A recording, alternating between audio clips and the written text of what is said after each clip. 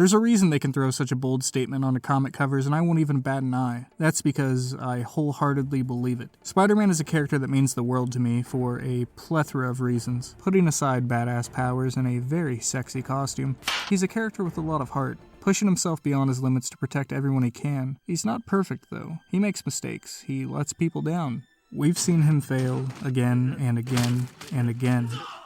Probably more than any other hero, and yet, every time he gets knocked down, he gets up again. He's not Superman, you know. He's just a man with the responsibility of Superman. He tries to be perfect and falls short. I'm going to die! But he never stops trying. His greatest strength is his willpower, and that's something the Spider-Bite didn't give him. In my eyes, Spider-Man always has and will always be the world's greatest superhero. In the late 90s to the early 2000s, there was this Spider-Man trifecta that happened. We had the animated series and Sam Raimi's Spider-Man movie, but in between both of those two, we had Spider-Man on the PlayStation 1. Blinded by nostalgia and a love for the source material, I shall proceed to suck Spider-Man 2000's dick. Developed by Neversoft, named that because their games keep me always hard, and using the Tony Hawk engine, they were able to create the first 3D Spider-Man game. This was probably also the first time someone said, "This game makes you feel like Spider-Man." Yep, the game starts with, "Ew, is that Sandman in the form of a gorilla, pretending to be Doc Ock?" Oh no, my bad. It's just Doc Ock. He looks so fucking ugly.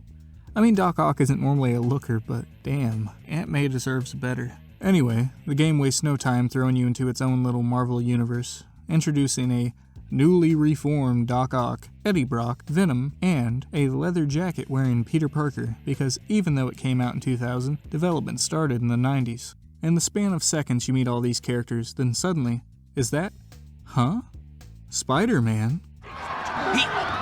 He's stealing Octavius's device! An imposter Spider-Man steals Otto's shit.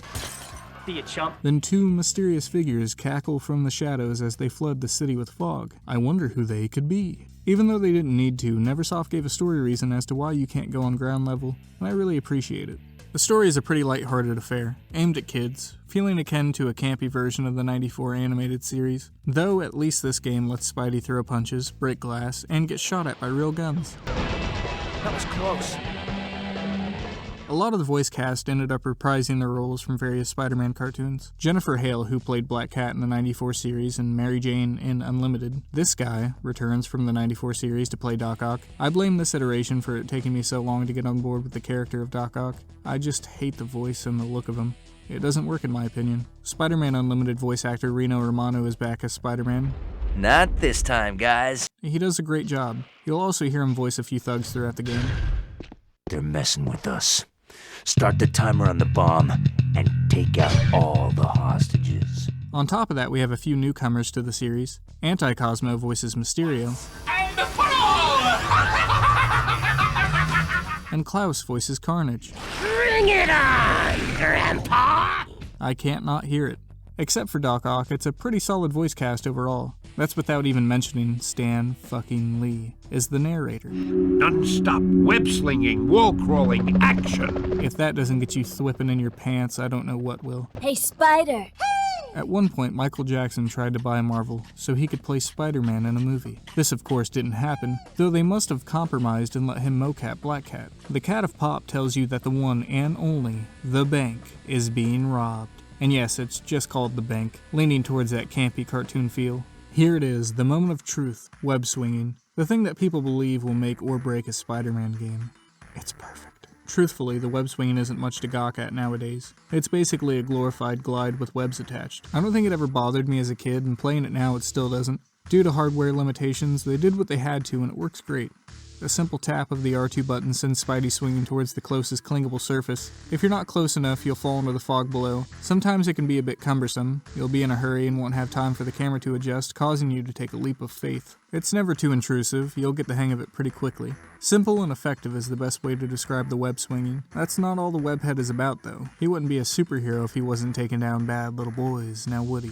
He doesn't just swing from a web and stick to walls. Like the song says, he does whatever a spider can. Just like a real spider, Spider-Man is able to cover his fist in webs like boxing gloves to pummel his foes.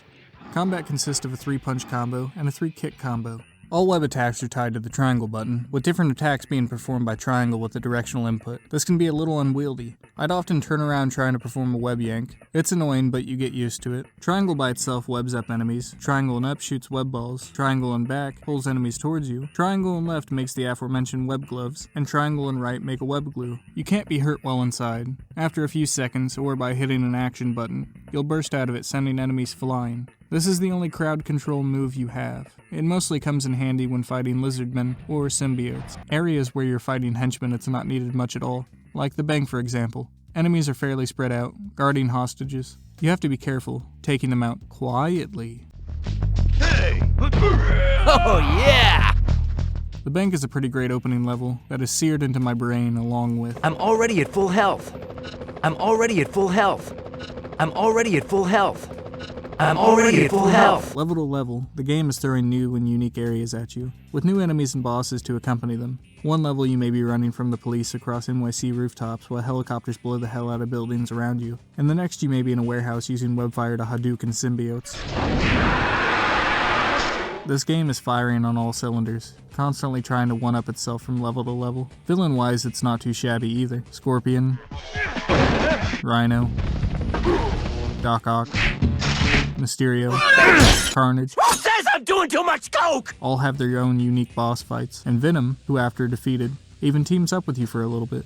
This is a very goofy version of Venom, Surf the web, surf the web. Shut up, Brock. We don't have time. of the Lethal Protector variety. I wouldn't be surprised if playing this game was all the research Tom Hardy did for the character. There's too much fucking shit on me. I can't breathe.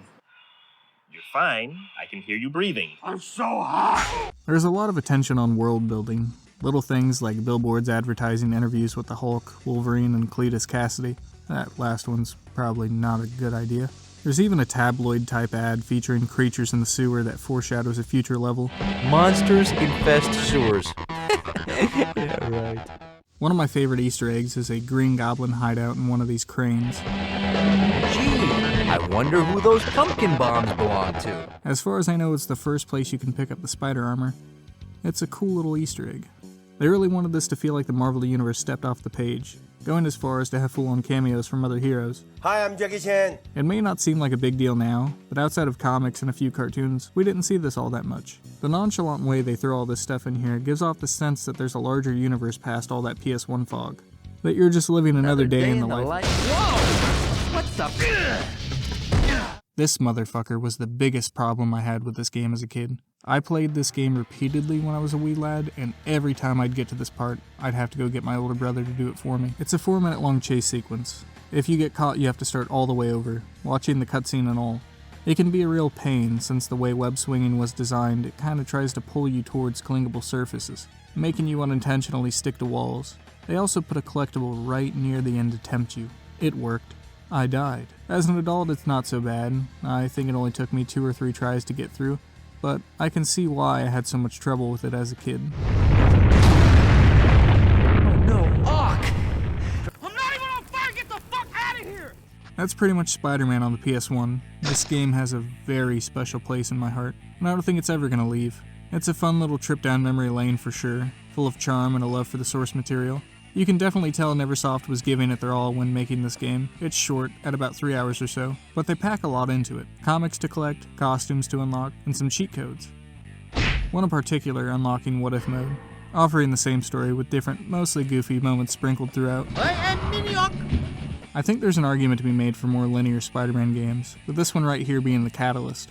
It shows that it doesn't need to be open world to be a great Spider-Man game. I'm neither for nor against either. I just want good games. At the very least, Spider-Man 2000 can take solace in knowing that it laid the groundwork for many future Spider-Man games, even inspiring elements of Insomniac's Spider-Man with its suit mods. Neversoft really gave us a lot with this title, including Rule 63 Mysterio. If you like this dog shit, you might want to stick around as I go through every 3D Spider-Man game. Maybe you'll even like some of my other dog shit. Might as well subscribe. Ugh. Feels icky to say.